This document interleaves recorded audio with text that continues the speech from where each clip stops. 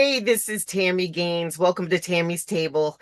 I am so excited that you're joining us, pulling up a chair and grabbing a bite of what we're going to be talking about today. Tammy's Table is all about talking about building resilience. You know, how we get through things stronger than we were presented with them. So at the table, we tell stories, we have different guests with different perspectives, but it's all about helping you be stronger, build stronger, and grow. So today's we have a special edition since today is the total eclipse. We're going to talk about what we can learn from an eclipse, what we need to block out. So with that, I want to show you a very cool video. A total eclipse of the sun is like nature's grand celestial magic show. Imagine you're outside on a sunny day and suddenly the sky starts to dim, almost like someone is slowly turning down a giant dimmer switch. As the darkness creeps in, you might notice a chill in the air, and the birds might stop singing, unsure of what's happening. Then, at the peak of the eclipse, the sun disappears completely behind the moon, leaving only a breathtaking ring of light. It's a rare and awe-inspiring sight that can leave you feeling small in the vastness of the universe.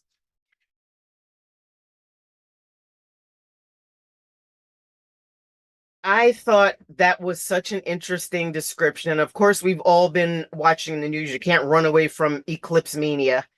Um, but it reminded me, as I read that particular description, it reminded me of what happens when you get sideswiped by life, right? One day everything is sunny and bright, the birds are singing, kids are playing, and all of a sudden it's like somebody slowly turns down that giant dimmer switch and darkness sets in.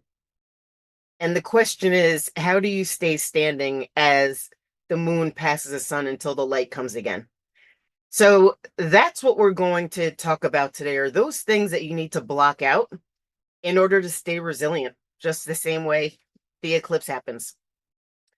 So listen, I just want to say again, I don't care who you are, life throws curveballs at us, but it's not about avoiding them.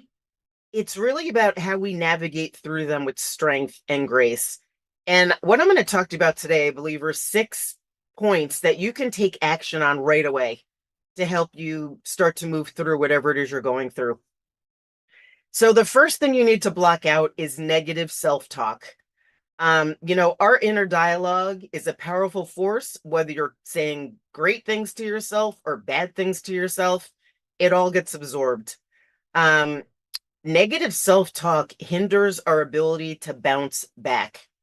If you think about some of the things you say to yourself, if a stranger walked up to you on the street and said to you some of the things you say to yourself, you'd smack them in the face for being rude and disrespectful. And we need to think about that when we talk about negative self-talk. It's easy to call yourself names. It's easy to get down on yourself. It's easy to blame yourself. It's easy to feel guilty. It's easy to tell yourself you're not worthy or you're not as good as, but the truth is, it's a better habit to form to say great things. Like today, I'm going to do a fantastic podcast. Yesterday was yesterday. Today is today. You have to build yourself up because guess what? Nobody else will. You can't rely on any external force to build you up. So when you talk to yourself, be kind. Give yourself grace. Whatever it is you're going through, it is a process and it will take its time. You can't force it. You can't control it. So be good to yourself. The things that you say to yourself should be supportive and give you light and make you feel confident. So you got to block negative self-talk. That's the first one. Just a couple of things before we move on to the next one. I talked about giving yourself grace. That is practicing self-compassion and kindness. You forgot your grocery list at home and you got to the store and realized it. Give yourself grace. Just buy what you can remember. You can always go back, for example. Surround yourself with positive affirmations. So I do positive affirmations every morning, and it depends what's going on. Sometimes the affirmations are around money. Sometimes they're around relationships. Sometimes it's around my kids. But it's a really great way to start your day and end your day with affirmations. And if you're looking for affirmations, you can get them on my website under resources. Okay, let's go on to the next one. The next one is that you have to block is external criticism. I have found that whether it's from peers or society or at your job, people tend to criticize other people because they're not happy with themselves.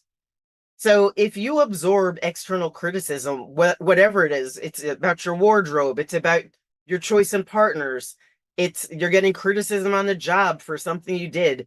Whatever it is critically important to develop a strong sense of self-worth so that you don't let that criticism seep in. It really has no place in your life. And I think you also need to develop a skill of filtering criticism from constructive feedback. There's a very big difference, and you need to be open to it. I believe when you sense it's criticism, you should just shut it down. Shut it down. Thank you so much. And keep it moving. Don't give it any air. Don't give it any life. By the way, that'll do two things. It'll help block it out of your inner psyche, and it will let the other person know that you're not interested in their opinion. You're not interested in what they have to say for you, say about you. You know, um, I believe that if we focus on our strengths, not our weaknesses, by the way, which criticism is all about focusing on your weaknesses. If you build up your strengths, you will build a fortress against external criticism. And that is wildly important. You have to be really careful of who you surround yourself with. And we're going to get to that in a minute. So let's go on to the next one. The next thing you have to block out is the comparison trap. It's so easy to look at somebody else's life and say, they have it so good, or that's a great relationship. I want something like that. Or even like their dog is so well behaved. I want to do that. Comparing ourselves to other people can lead to feelings of inadequacy. It eats away at your confidence and your resilience. So think about this for a second. You look at other people's lives, maybe you envy them and you wish you had that. You're comparing what you have to what somebody else has. Now, these very people that you're admiring and envious of, ask them if they would pay your mortgage bill for you. You're a little short on cash. Can they pay your mortgage bill? The answer is no. Will they, you get diagnosed with some chronic disease. Will they take that from you so that you could live? The answer is no. These people won't die for you, so why would you let them live for you? Why would you take what they're saying with so much intent and interest? This is all a result of what I call the comparison trap. And I think there's a couple of ways to block this out and to overcome it. The first thing is practicing gratitude for where you are in your journey. Your journey is uniquely yours and yours alone to take. And if you practice gratitude at every step of the way, you will realize that you're exactly where you need to be right now. And you don't need to compare yourself to anybody else. I think the other piece of blocking out the comparison trap is recognizing that everybody's path is different. No two people's paths are exactly the same. And I said it before and I'll say it again. You're exactly where you're supposed to be, whether you like it or not. You are being set up. You're being set up for a massive comeback. And you have to look at your journey that way. And instead of using energy to compare yourself to other people, use that very same energy to develop yourself. Invest in personal development. Invest in platforms like Solivity, where you can learn so many things from so many different people, and you could apply them immediately, actionable items. Seek out people that have what you want. Seek out people that are emanating a really positive message. You want to find yourself in a constant state of self-improvement.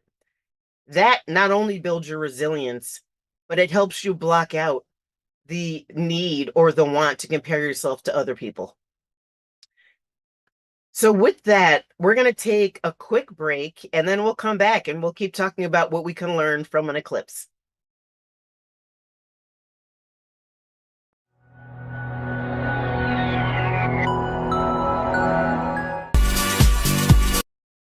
Sorry.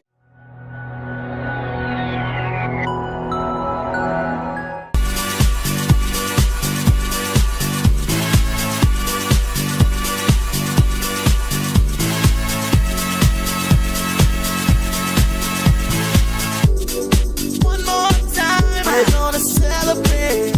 Oh yeah, alright. Don't stop the dancing. One more time, we're gonna celebrate. Oh yeah, don't stop the dancing. One more time.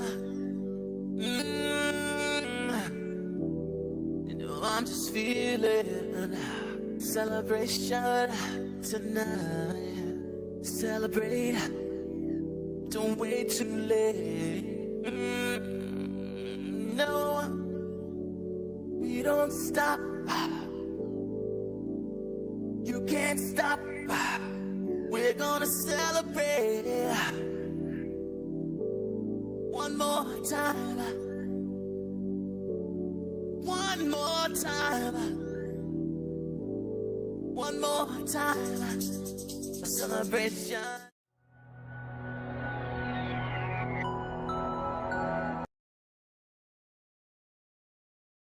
Hey, welcome back to Tammy's Table. We are talking about what we can learn from an eclipse today, since today is the total eclipse of the sun.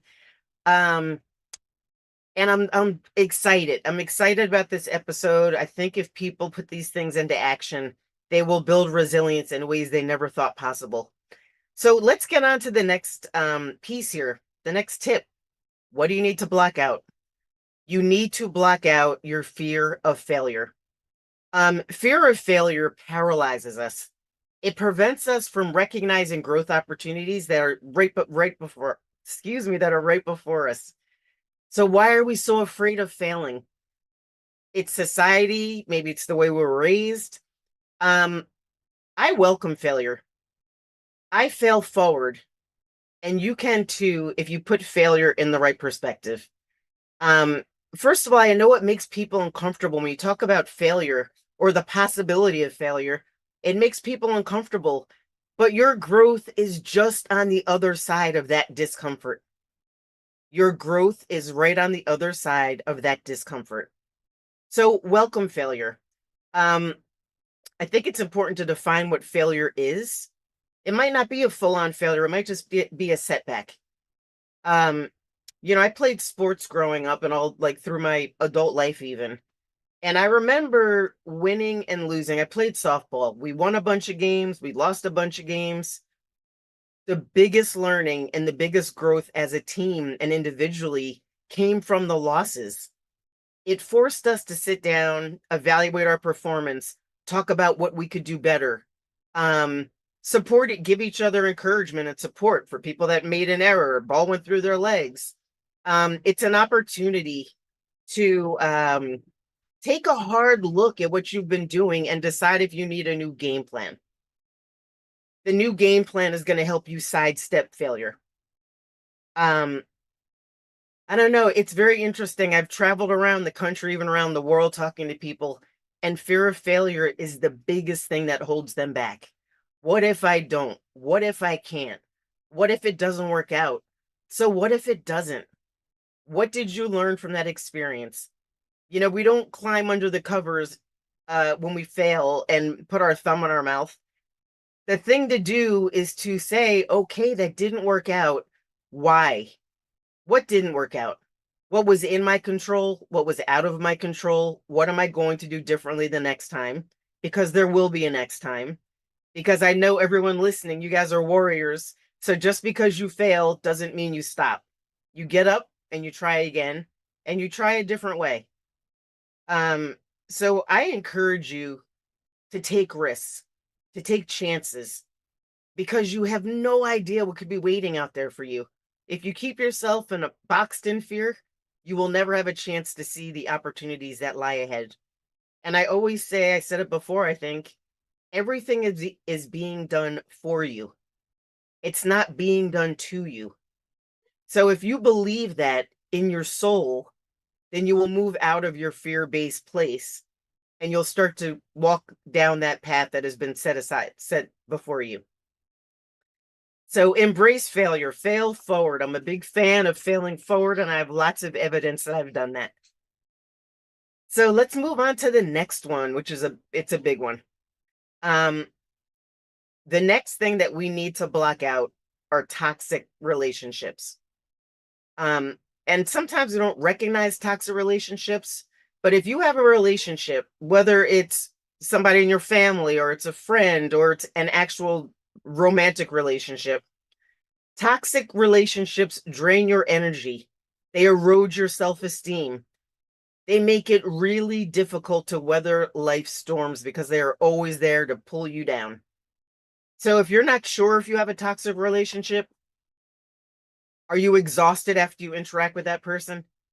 Do they criticize you? I know we talked about criticism before, but do they criticize you? Um, do they support you or do they pull you down? And you know that saying, misery loves company? Misery does love company.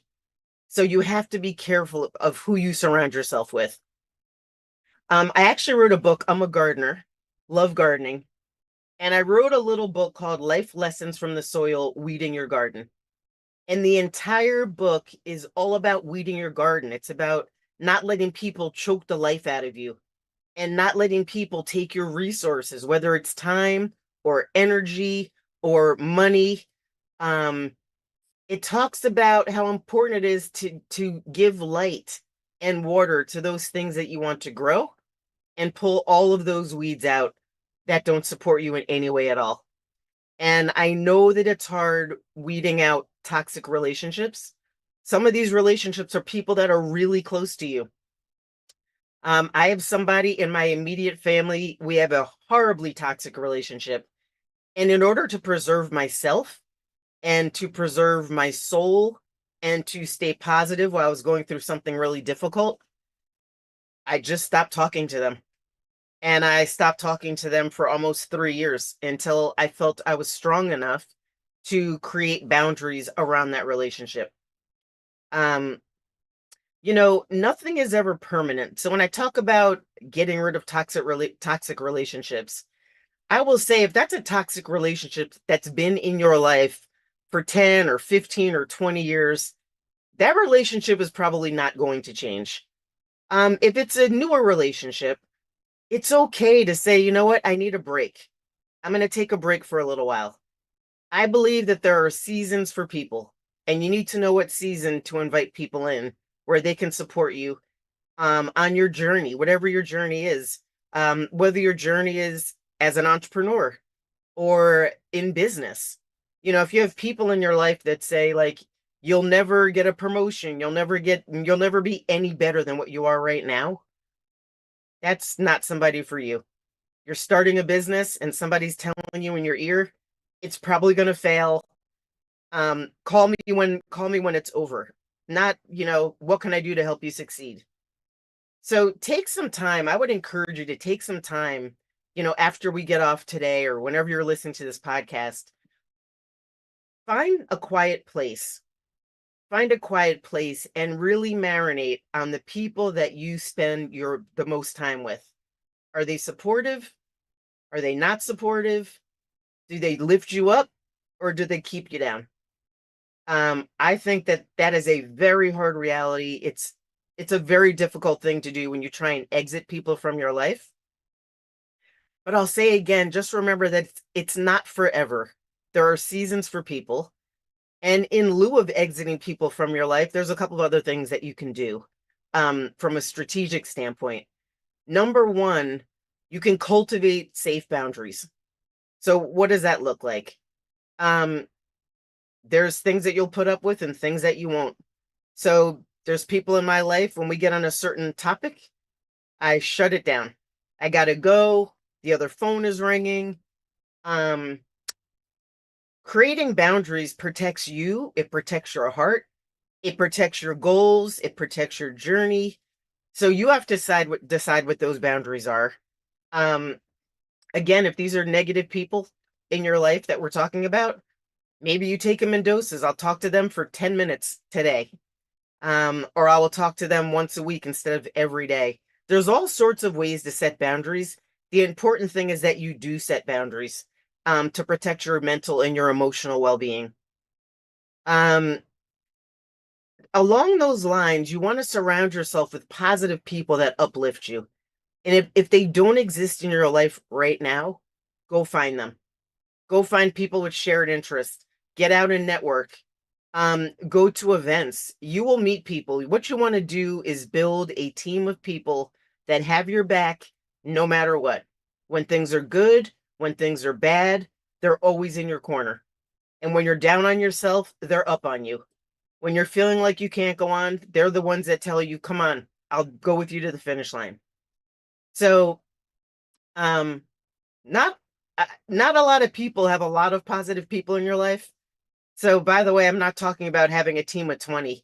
It could be a team of 3, and sometimes it could be a team of 1. A partner in crime, your ride and die. You know they got you no matter what. So, blocking toxic relationships, surrounding yourself with positive, supportive people, is critically important. And then I'll also say this because I've done this. If you feel like you can't weed out a toxic relationship and it's affecting your mental health and it's affecting your perspective on yourself and your self-confidence, go get help. Go seek professional help so you could talk through it. I'm a big fan of therapy. I've been through therapy, and counseling. Know when to throw up the white flag. And when it comes to relationships, which our entire life is built on relationships, when it comes to that, if you can't figure it out yourself, find somebody that can hold your hand and help you navigate it. So that is blocking out toxic relationships.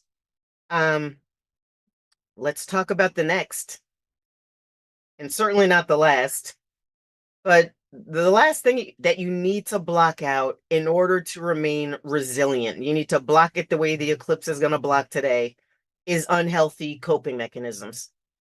So, what does that look like? It could be something as simple as avoidance. Avoidance is an unhealthy coping mechanism. You got to take stuff head on. You can't run from whatever it is forever. Um, Exacerbating difficulties rather than helping them. So some people love to live in the drama. Believe it or not, that's a coping mechanism. They don't want to get on the other side of whatever it is they're working through. They prefer to be in the drama because sometimes it gets other people's attention. It gets them sympathy and empathy. And people are so concerned, and suddenly you're under the spotlight and you love the attention. That is an unhealthy coping mechanism. Um, and then there's some stuff that you probably know that need to be dealt with. Eating, unhealthy coping mechanism, not eating, because of course we all need to eat. Overeating, binge eating because you feel bad about yourself. Um, or it makes you feel better. You're eating comfort food, except that comfort food is happening all the time and nothing is actually changing in your situation. Um, Using drugs, using alcohol to mask your feelings. All of those are unhealthy coping mechanisms. So, what do you do? I will say this, if you have been struggling with unhealthy coping mechanisms, um, by the way, let me throw one out there before I get into this. Another unhealthy coping mechanism, and we have talked about criticism, blocking it out, but you criticizing other people is another unhealthy coping mechanism. Sometimes when people feel bad about themselves, they want to point the finger and rip somebody else apart to make themselves feel better. That is also very unhealthy. So, what I started to say was if you've been doing unhealthy coping mechanisms for 3 to 6 months and you can't break it and you can't stop it, again, I would refer you to get professional help to talk it out. And by the way, that doesn't mean it's a life sentence of professional help. It could be you need to just talk through a couple of things, a couple of sessions, for a couple of months. Um, there are some really healthy coping mechanisms that I would recommend. And you ease into them. If this is not something you're used to, you ease into it. You try it maybe once a week. That goes well, you up it to twice a week. But practicing mindfulness is critically important. Being in the moment, being right here in this particular moment right now and experiencing what I'm experiencing, not thinking about what happened yesterday, not thinking about what might happen tomorrow, but being in this very moment is a really good exercise for you to practice. And it's difficult. There's distractions, there's kids crying, there's the phone is ringing. I say shut it all off for 10 to 15 minutes a day, ideally in the morning, and just be still. Just be still. Honor yourself. Praise yourself. Think about what you're going to do today and how you're going to do it. But while you're doing that, just be in the moment. Try and block everything else out. We talked about reaching out for support. By the way, if you don't want to go to a professional and you have people in your life, in your world that are amazing, that you trust, reach out to your family, reach out to your friends, just get support. And the last piece I'll say about this is practicing regular self-care is so important. So physically, we just saw that commercial for a magnesium spray. It was all people working out. Listen, you have to move, you have to get physical. It helps with your self-care. So whether it's walking or you do yoga or you do whatever you do, just do it. Make sure you're moving. Emotionally, if you like to read, you listen to a podcast, make sure you're filling your brain with positive information. That is critically important. So daily self-care. So let's recap. I'm going to run through these again. I hope you'll re-listen to the podcast and take some tips and take some notes and say, you know what? I'm going to start with this. Don't do all 6 at once. You'll never accomplish that. Pick one thing that you can implement for the next couple of weeks, then add another one. So again, what can we block out? What do we learn from the eclipse? Block out negative self-talk. You want to block out external criticism. You want to block out the comparison trap. You want to block out fear of failure. Sorry, my slides aren't keeping up. Fear of failure. You want to block out toxic relationships. And then maybe the most important is that you want to block out unhealthy coping mechanisms. So I wanted to talk before we end about the spiritual side of the eclipse. I have Native American in my background. I was really curious over the weekend to learn about my ancestors' interpretation of the eclipse. And most Native Americans view the eclipse as a powerful omen or a sign from the divine. It's a time for transformation and renewal. And it's a reminder that even in moments of darkness, you can find light on a deeper level.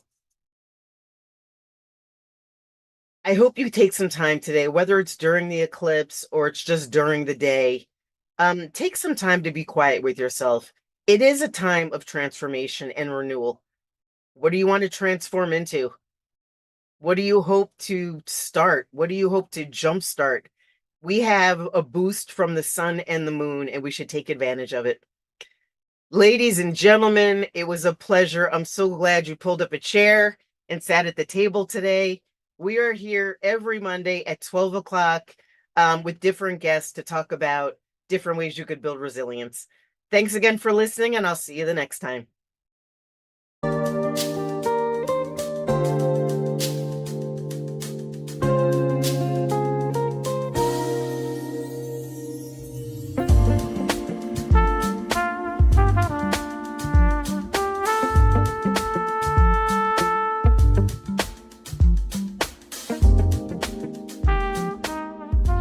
This work is subject to copyright owned by Affinity Global LLC. Any reproduction or republication of all or part of this is expressly prohibited unless Affinity Global LLC has explicitly granted its prior written consent. consent. All other rights reserved.